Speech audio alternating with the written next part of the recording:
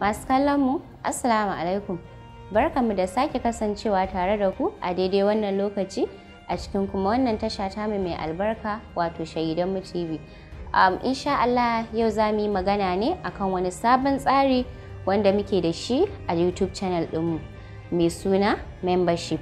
Shi dai wannan tsari wani tsari ne wanda ya fito wanda yake ba ma mutum dama domin kasancewa tare da mu kai tsaye a YouTube channel ɗinmu.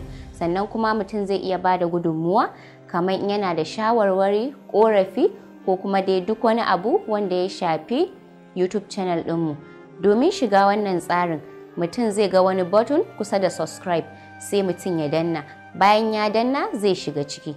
Idan mutum ya shiga ciki shi zai baka cikakken dama domin zama memba a cikin wannan YouTube channel namu mai albarka wato Shahidanmu TV.